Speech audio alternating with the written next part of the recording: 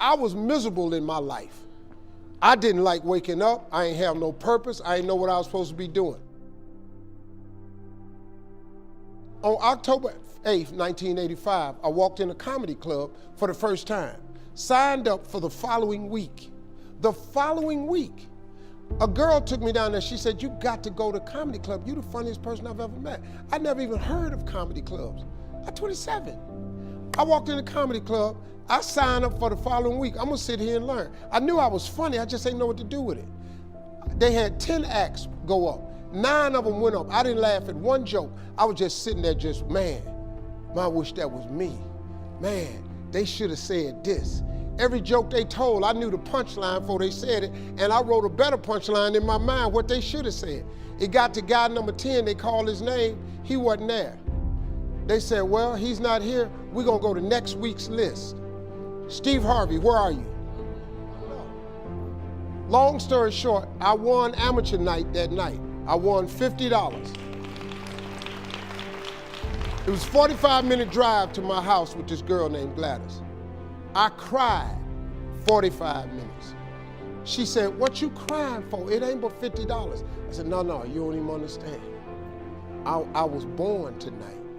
I now know what I'm supposed to do. I went to work the next day, October 9th, and quit my job. With $50, I had nothing. I just never gave up. I'm gonna tell you something.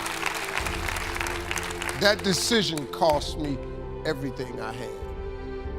I lost everything. I lost my family. I lost friends. I lost everything. I became homeless. I lived in a car for 3 years. But I just saw this, I saw this vision. I just pursued it. I said, wow, that's it. You have to take chances in life. Life is about risk. If you play it safe in life, you ain't gonna have much of a life. If you play it safe, you won't have much of a life. Life is risk. It takes courage to pursue your dream. Now, it's gonna cost you something. Most people are not willing to pay what it costs to go after your dream, because you're gonna have to hurt a little bit. And most people don't like being uncomfortable. If you don't wanna be uncomfortable, please do not pursue success, because success is a very uncomfortable feeling. And I just learned to be comfortable being uncomfortable. Life is hard. See, for every time you have a plan, a dream, an aspiration, or a goal, do you know what happens every time you have one of those? This thing comes along called life. It happens to everybody. Life has disappointments, it got peaks and valleys. You're gonna lose somebody you care about one day. That's a valley.